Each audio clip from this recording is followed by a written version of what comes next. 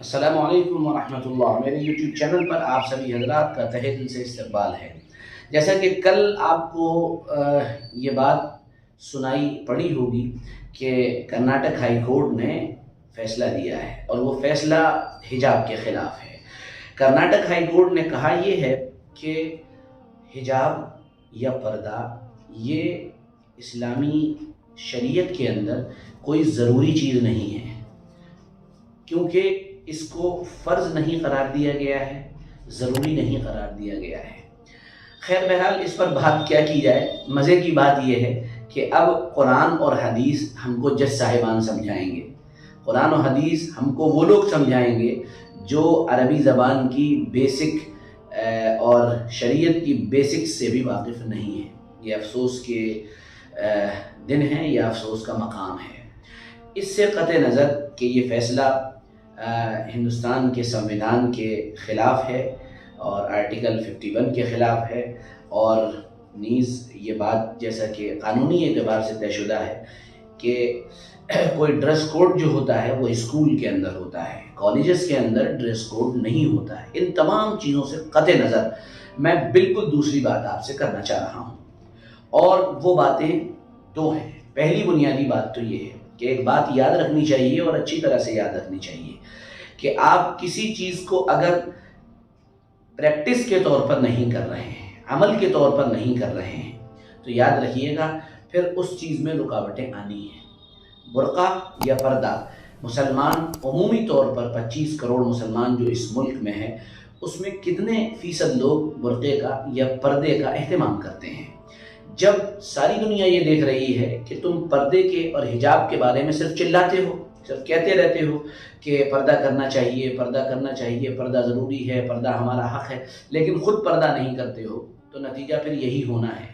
مزے کی بات یہ ہے کہ پردے کو ڈیفینڈ کرنے کے لیے ہمارے جو پترکار میدان میں آتے ہیں، ہماری جو محترمائیں میدان میں آتی ہیں، ان کے سر پر حجاب تو ہوتا ہی نہیں ہے، اور وہ جس لباس میں ہوتی ہیں یہ بھی آپ کو خوب اچھی طرح معلوم ہے، اس لیے ان کی باتوں کا کوئی اثر نہیں ہوتا ہے۔ جب آپ پریکٹسنگ مسلم ہوں گے تو آپ کی بات کا اثر پڑے گا۔ ضرورت اس بات کی ہے کہ اس وقت ہم عملی مسلمان بنیں، ہم پریکٹسنگ مسلم بنیں، تب جا کر ہماری بات میں دم اور ہماری آواز کے اندر طاقت پیدا ہوگی۔ اس سے آگے چلتے ہیں دوسری بات یہ ہے کہ آپ سمجھدار لوگ ہیں، آپ گوگل پر جائیے گا اور پروفیسر گریگری اسٹینٹن کو پڑھیے گا۔ اس نے بہت شاندار تحقیقات پیش کی ہیں، وہ پڑھنے کی ہیں اور قابل مطالعہ ہیں، ان کو پڑھنے کا اہتمام کریں، خاص کر ہمارا پڑھا لکھا طبقہ۔ ان باتوں میں سے دو باتیں میں یہاں نقل کر رہا ہوں۔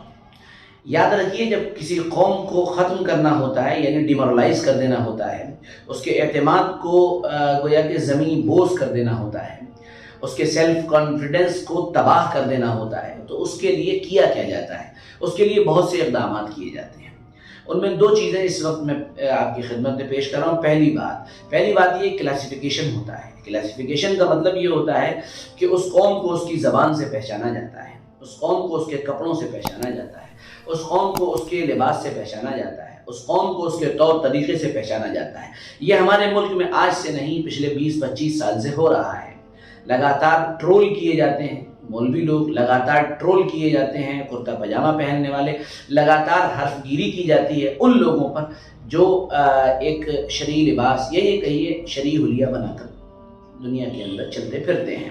دوسرا مرحلہ یہ ہوتا ہے، یا کہیے دوسری بات یہ ہوتی ہے کہ پھر اس لباس، اس ان کپڑوں کو یا اس حلیے کو یا اس طور طریقے کو ملک کے لیے، صرف ملک کے لیے نہیں بلکہ ملک و ملت کے لیے اور سماج کے لیے نقصان دہ قرار دیا جاتا ہے۔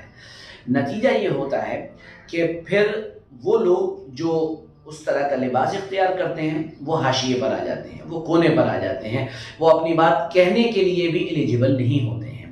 پرانے دور میں، ہندوؤں کے پرانے دور میں آپ کو یہ بات مل جائے گی کہ وہاں پر وہ لوگ جو دلت اور شودر کہلاتے تھے، ان لوگوں کو جب یہ اپر کاسٹ کی بستیوں میں داخل ہوتے تھے تو اس بات کا حکم تھا کہ جب وہ بستی میں داخل ہوں تو گھنٹی بجا کر داخل ہوں تاکہ پتہ چلے کہ کوئی شودر اور کوئی دلت اس بستی کے اندر آ گیا ہے۔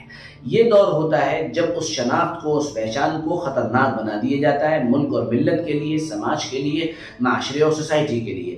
دراصل اب ہم یہیں پر آ کر کھڑے ہوئے ہیں۔ پہلے تو کلاسیفیکیشن کا دور گزر گیا، اب جو دور آیا ہے اس دور میں داڑھی کو، برقعے کو، حجاب کو، کرتے کو، پاجامے کو، ان تمام چیزوں کو جو مسلمانوں کے شعار ہیں ان کو باقاعدہ اس طرز پر پیش کیا جا رہا ہے کہ یہ سب چیزیں ملک و ملت کے لیے نقصان دہ ہیں، یہ ساری چیزیں ملک کے لیے اور دیش کے لیے ہارمفل ہیں۔ ہم یہاں پر کھڑے ہوئے ہیں۔ اب کرنا کیا چاہیے؟ کرنا یہ چاہیے کہ ڈرنا نہیں چاہیے، گھبرانا نہیں چاہیے، بلکہ پریکٹسنگ مسلم بننا چاہیے اور نہ زیادہ اس بات پر اعتماد کرنا چاہیے، بھروسہ کرنا چاہیے کہ فیصلے آپ کے حق میں آئیں گے۔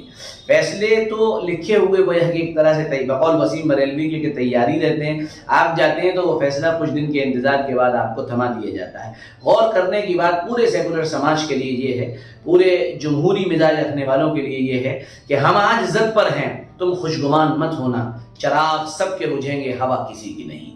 یہ بہت اہم بات ہے جسے میں عرض کر کے آج کی اپنی بات کو ختم کرنا چاہتا ہوں اور صرف یہ کہنا چاہتا ہوں پریکٹسنگ مسلم بنے اور پورے اعتماد کے ساتھ جب ہمارا قانون، ہمارے ملک کا قانون ہم کو اجازت دے رہا ہے ان تمام چیزوں پر عمل کرنے کی تو ہم کو پھر عمل کرنا چاہیے اور ڈرنا اور گھبرانا نہیں چاہیے۔ انشاءاللہ آپ دیکھیں گے نتائج آپ کے حق میں ہوں گے۔ اور صاف بات، بالکل دو ٹوک الفاظ میں، اپنے کالج، اپنے انسٹیٹیوٹ، اپنی یونیورسٹی، اپنے ادارے، اپنے چھوٹے چھوٹے نرسری کالج کھولنے کی ضرورت ہے جس کی صدا بہت دنوں سے لگائی جا رہی ہے۔ نہیں کریں گے تو ایک وقت آئے گا کہ آپ کو جنیو پہننے پر بھی مجبور کر دیا جائے گا۔ اللہ ہم کو سمجھ کی توفیق عطا فرمائے۔ بہت بہت شکریہ۔ السلام علیکم ورحمۃ اللہ۔